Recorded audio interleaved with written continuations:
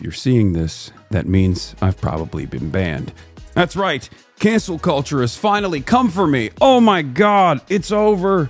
It's over. The free speech warriors. A left-wing internet celebrity messed around, and now he's facing the consequences of his own actions. And frankly, his tears are delicious.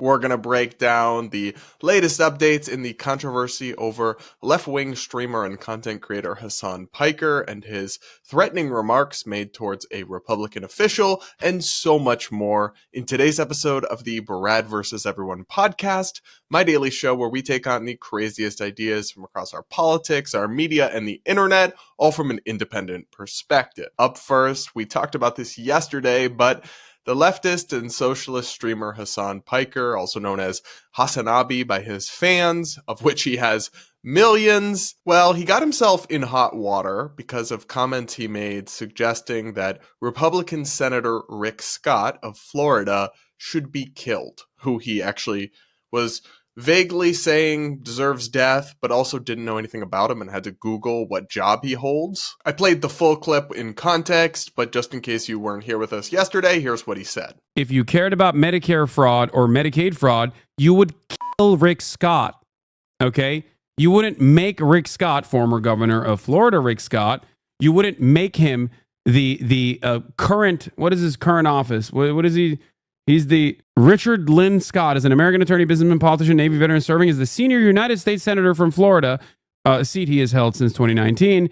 And also, I believe this past election cycle, he was literally the f***ing head of the, what was it, like the Senate committee or something? Like the Republican fundraising initiatives. The reason why I'm saying if you cared about Medicare or Medicaid fraud, you would kill Rick Scott is because, and not make him a prominent part of the Republican Party, is because he, to this day, is still also known as committing the largest Medicare fraud in U.S. history. Well, there's been an update, and Hasan has apparently been temporarily suspended from Twitch, the streaming platform that is his primary platform, though he's also huge here on YouTube. As the Wrap reports, Twitch streamer Hasan Piker kicked off platform after viral "Kill Rick Scott" comment. The reporting says it is unclear how long Piker is suspended from Twitch. Visitors to his page are greeted with a message that says the account is temporarily unavailable due to a violation of Twitch's community guidelines or terms of service. So it's a temporary suspension. Not permanent, not a permanent ban, unlike some other people who've been permanently banned for, frankly, far less egregious things,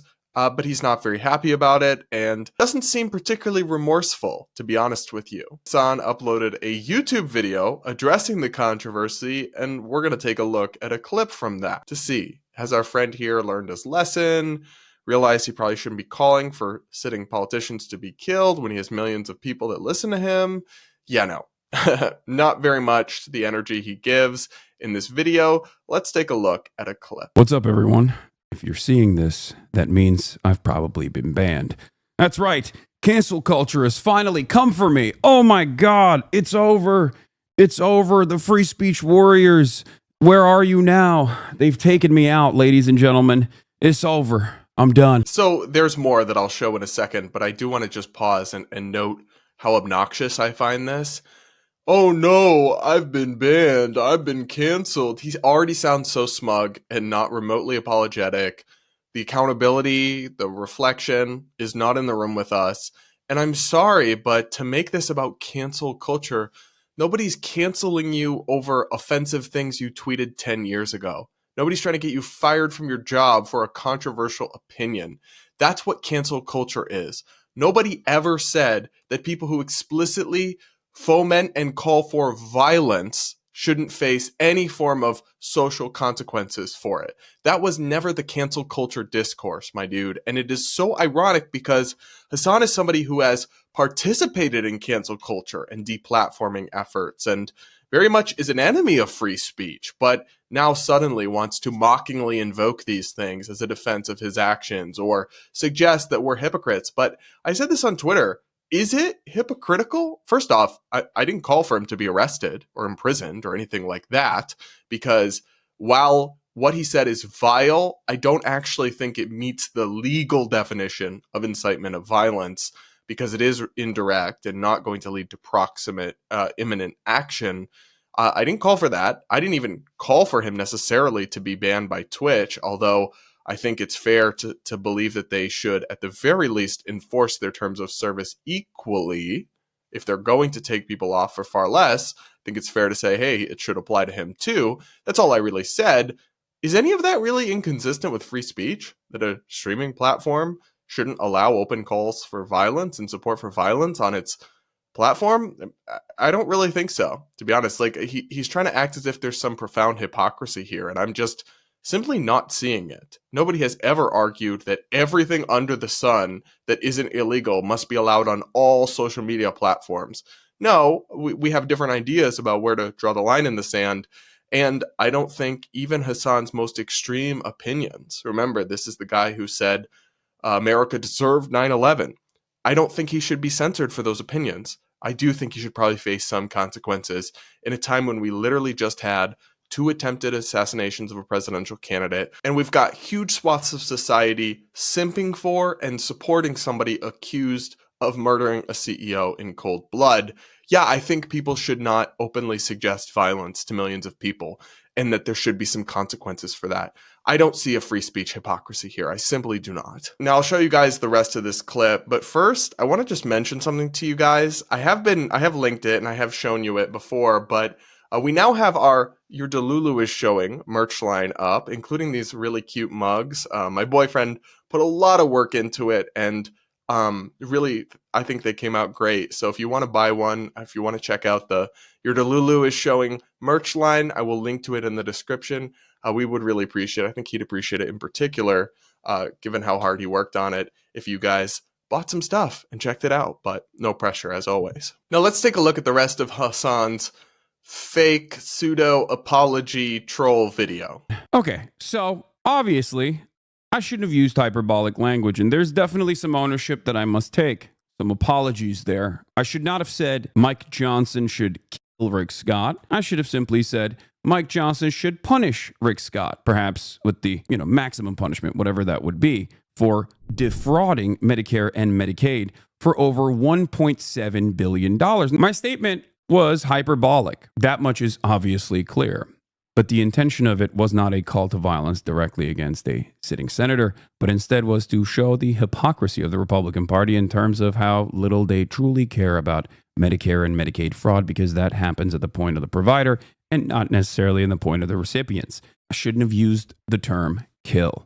I should have used either the term capital punishment or just punishment in general. But once again, I've let you down. I've used hyperbolic language, and that hyperbolic language has brought trouble my way. As one of the largest progressive, leftist, political content creators online in what feels like is a sea of reactionary sentiment, I am promising you that I will try to use more deliberate and more careful language going forward. On that note, I love you all, and I will see you when I'm unbanned. This fake apology made me want to crash out. I'm not going to lie. Like, excuse me, how are you going to complain about reactionaries when you are literally a left-wing reactionary? Most of what you do is extreme, polarized, unhinged reactions to things people on the right are doing. In the same way, there are some people on the right who are reactionary in that they're really extreme and polarized against all and everything the left does. Like, it's you, babe. And then it's almost insulting to say, I do have some ownership and accountability to take here, in almost a mocking tone of voice where it's so clear you don't actually mean it. And you go on to say essentially the same thing. I shouldn't have said that Rick Scott should be killed. I should have said he just should get capital punishment. So a more formal way of saying he should be killed because his company did some fraud and was punished for it and fined billions of dollars, by the way. So it was resolved. You think he should get the death penalty. That's just another way of saying you think he should be killed. The original thing that got you in trouble in the first place. So I would actually have a lot more respect for this video and a lot more respect for Hasan if he just looked into the camera and said, I don't apologize. I don't regret what I said. I stand on business. I said what I said, because that's clearly how he feels, but he's doing this wishy-washy, schmarmy, fake apology, sort of trolling, sort of suggesting he should have used different word choice while acknowledging that what he really wants is the same thing. I don't respect that. I find that obnoxious and disingenuous. If you meant what you said, stand on business. Seriously. Maybe Twitch told him he had to apologize in order to get back on there and have his suspension be lifted. Who knows? That's just speculation on my part. But clearly, this is not a man who learned anything or who actually feels bad about what he said at all. And I'm sorry, but you can make the point you were trying to make about, oh, Republicans say they want to cut Medicare and Medicaid fraud, but they have a member of their conference who's in important leadership positions whose company engaged in that. That's hypocrisy. You can make that point, and maybe it's a good one. Like I said, I don't know enough about that case to know how legit it was, but let's say it's a good point. Let's say it's valid hypocrisy. There's literally nothing about that argument to point out the hypocrisy, the double standard, the inconsistency that requires calling for violence or supporting violence. Nothing about making that point. So a lot of his long video, I just clipped from it, a lot of his long video making excuses for himself and kind of pretending to apologize was just talking about this scandal, as if it makes what he said more defensible. But again, it doesn't, because you can literally make that point without calling for violence. So it's just totally unclear to me how that at all gets him off the hook. But guys, this really is the face of the new left, of the young left, of kind of progressive media, who they align with and who they support.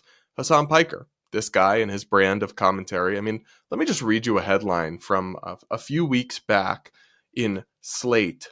"Who's Afraid of Hasan Piker?" is the title of the profile, with a cool image of him looking at the camera as he's sitting at his streaming desk. He's hot. He's dangerous. Young men actually listen to him. Is he what Democrats are looking for? Yeah, the guy who thinks America deserved 9/11 and openly calls for the death of sitting members of the opposition party. I hope not. I hope that's not who Democrats are looking for. And frankly, I think mainstream Democratic officials probably wouldn't go that far, but it's disturbing that so much of progressive media does fawn over this guy and clearly does see him as some sort of a champion or a positive role model for their beliefs and their ideas, because that suggests something pretty negative about their beliefs and their ideas, at least if you ask me. But what do you guys think? Are you happy to see Hasan facing consequences, or do you buy that this is not consistent with free speech? Do let me know in the comments. Do hit that like button and make sure you subscribe to the channel if you aren't yet. We are so close to 200,000 and growing so incredibly fast, and I'm just honestly, it means so much and it's an honor. So thank you all. And do consider subscribing if you haven't yet. Up next, Trump just started a huge free speech controversy.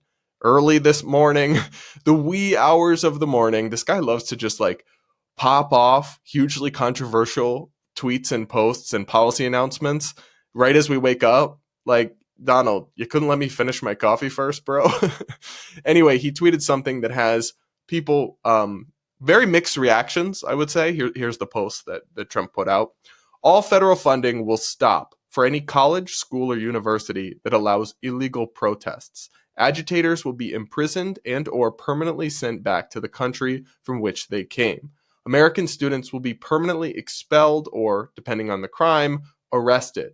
No masks. Thank you for your attention to this matter." So there's a lot to unpack about this tweet, and people are taking it and interpreting it in different ways. But the context here is that over the last several years, we've had a lot of these anti-Israel / in many cases, pro-Hamas demonstrations and protests.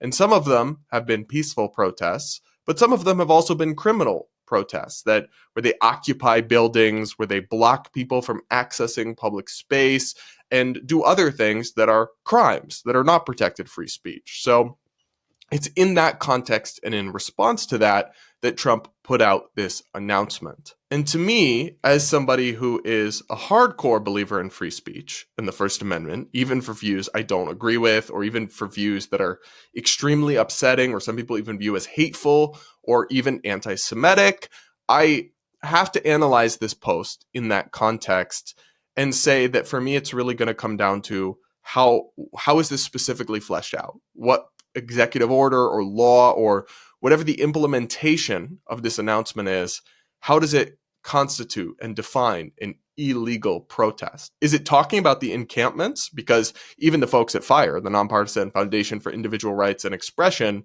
pointed out, disclaimer, I do some work with them, that you can't do encampments, right? You don't have a free speech right to occupy public property and camp out in it and block other people from accessing it. That's not about free speech. That's a illegal act. But no matter how upsetting and distasteful and hurtful some people find it, college students do have a right to protest and say very upsetting things, very anti-Israel things on college campuses, to have protests that are even what you might consider to be anti-Semitic, the same way that progressive administrators or Democrats and liberals may consider pro-life demonstrators to be sexist and hateful towards women, or anti-trans protesters to be transphobic bigots. Hate speech is free speech, and that includes speech that targets people because of their ethnicity or their race or their religion.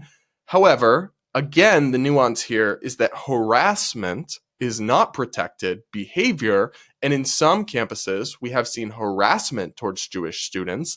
That is not allowed. That is not protected. So it's a very complicated and nuanced conversation to be had here with clear distinctions that need to be wrought.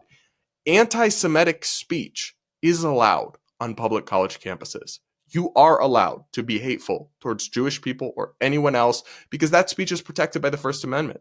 Anti-Israel speech is allowed. Even if you really strongly disagree with it, that's your right.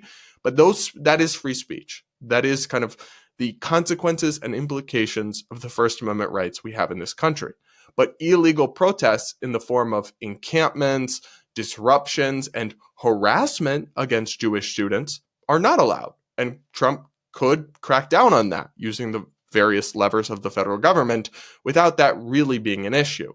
But a concern is that they may take a definition of harassment that is too expansive and includes statements, as progressives have done and as the Biden administration have done, that simply make people uncomfortable or upset or feel unsafe. That's not actually what harassment is. Harassment has to be a targeted pattern of behavior towards somebody because of their identity or their race or their religion. So to me, it will all come down to the wash. But I will say I have a lot of concerns about this depending on how it's implemented. And those concerns are in part driven based on the statements of Trump's allies, like Elise Stefanik, the congresswoman who's been nominated to be an ambassador for Trump. She wrote in a tweet, "Under President Trump, colleges and universities will be held accountable. Anti-Semitism and anti-Israel hate will not be tolerated on American campuses.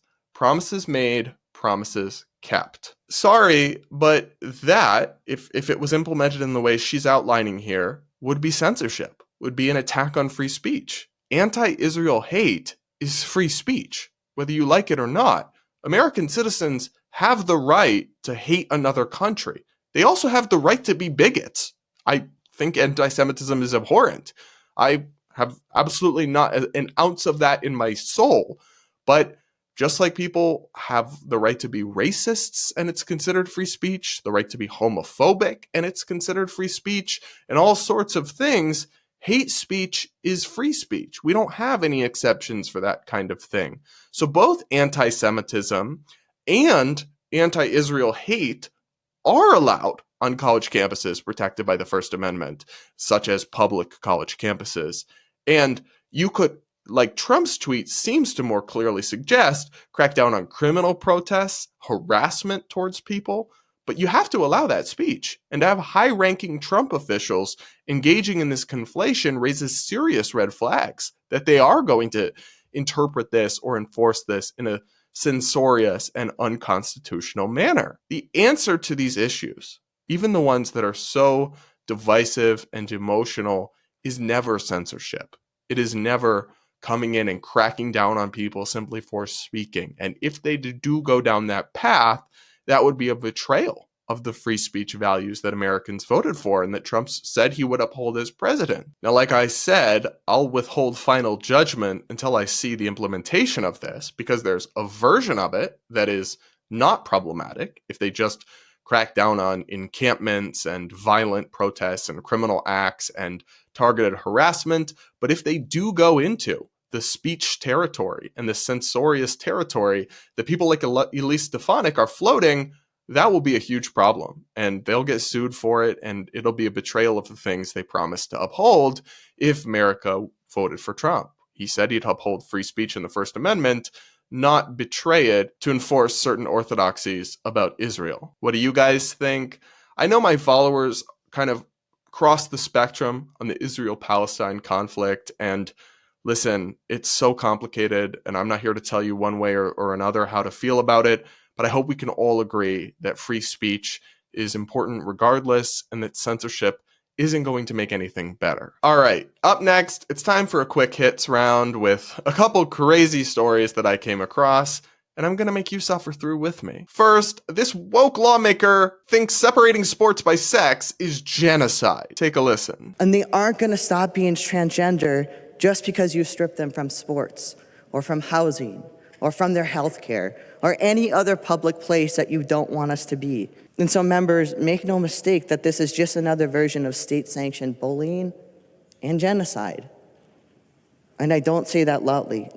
So the thing is, you kind of did say it lightly, actually, because separating sports by biology rather than identity, you may disagree with it. I think it's commonsensical, but we could have that debate. One thing it is certainly not is genocide. This is a state lawmaker in a debate at the state level in Minnesota over legislation that separates sports by biology, saying it's genocide to do this. Bro, that is actually such extreme hyperbole and ridiculousness, and it's profoundly disrespectful to the victims of genocide. And I just wonder, are progressives ever going to learn that they can't do this? They can't just keep throwing very serious words and accusations around like candy on Halloween, then acting shocked and horrified when people stop taking those words seriously and those warnings seriously. They did this with racism and bigotry. They cried wolf so many times that people just started tuning it out. And unfortunately, in some cases, that means actual bigotry doesn't get appropriately scrutinized and called out. But it's because they throw this stuff around so lightly and they're so hyperbolic. It is not genocide to require biological males to compete in boys' sports and only biological females to compete in women's sports. It's actually something everyone agreed on until like 5 minutes ago. Even if you disagree with it, it is not genocide. It's not the mass killing and extermination of a group of people. You just sound crazy and unhinged. And again, I think it's so profoundly disrespectful, but pop off, I guess. Up next, reporting suggests Democrats may disrupt Trump's speech tonight in obnoxious ways. Axios reports the Democrats are discussing a wide range of tactics to protest Trump's address inside the chamber, and some ideas that are floated are walking out over certain lines, holding up constitutions, egg cartons, hand clappers, signs, etc. They really don't learn, do they? Y'all, the absolute worst thing you could do as a Democrat for the Democratic message is to disrupt Trump and act childish while he's giving a speech to Congress. It's not a good look. It would not make you seem like serious and credible opposition. It would just make you seem like petulant children and ironically probably make whatever Trump's saying, make people more sympathetic to it. Hopefully kind of cooler heads will prevail because some voices inside the Democratic Party told Axios they think this is a bad idea, so maybe it won't happen. I guess we'll have to wait and see.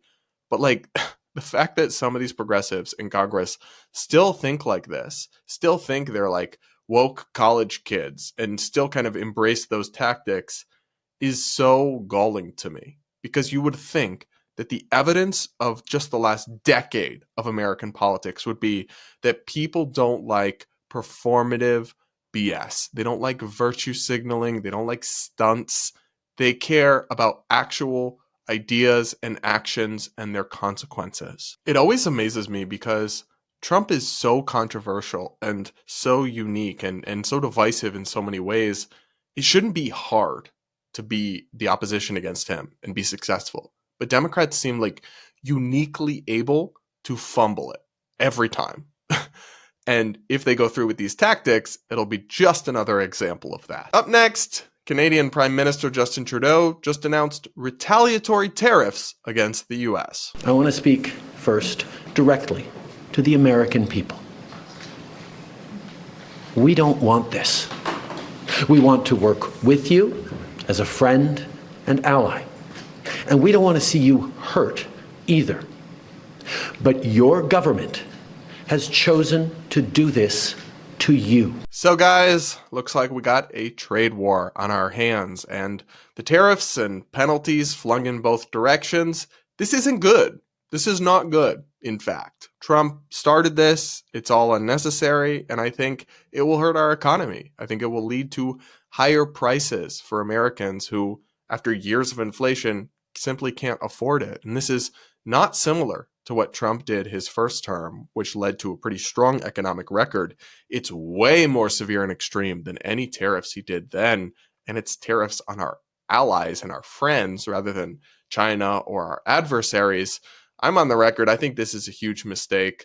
I don't see this going well. We're just going to end up in a tit-for-tat exchange with these countries that's going to leave both sides poorer and worse off. And I think the economic consequences of these policies are going to hurt the very same people Trump wants to help. I think it's a massive unforced error, but who knows? Maybe I'm wrong, and I'll be proven wrong as we see how this plays out. Next, there's been a Luigi Mangione copycat of sorts, and TikTok seems happy about it. So the context is somebody just shot bullets into a CEO's home, and TikTokers and influencers online are not dismayed by this news. They actually seem kind of into it. Another CEO got shot at, y'all. I think they starting to realize that they not in. Comments on this. Make CEOs scared again. Heart. They missed. Angry emoji. Y'all, we can't be happy with a 33% accuracy. First Trump, now this? Wish they had better aim. They're the proud Americans we've been looking for. It's giving terrorist. It's a giving y'all belong on an FBI watch list. I can't believe people are actually supporting this behavior. You realize that blindly shooting into someone's home, even if somehow, and I think this is demented enough, you support killing the CEO, how about those bullets hit his wife or his kids or his dog?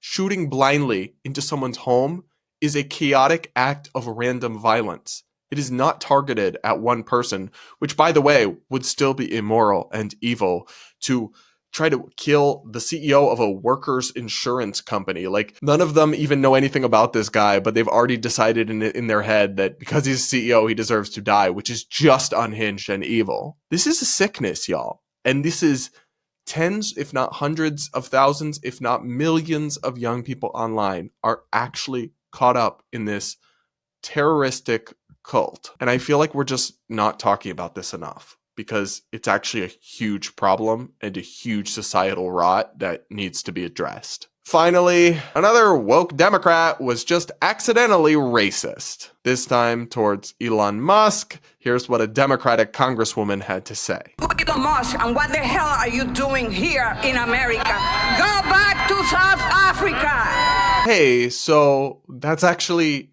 bigotry. That's actually insanely xenophobic and bigoted to tell an immigrant who is now a United States citizen, an American, and has been for many years, to go back to South Africa. These people, if they didn't have double standards, would actually not have any standards at all. Because Republicans have said things like to Democratic Congresswoman Ilhan Omar, go back to your country. She's also a U.S. citizen. So it's wrong to say that. And I can say that consistently. But they would be the first ones to cry racism, xenophobia, and bigotry in those kinds of attacks on people on their side. And to some extent, those complaints would be valid.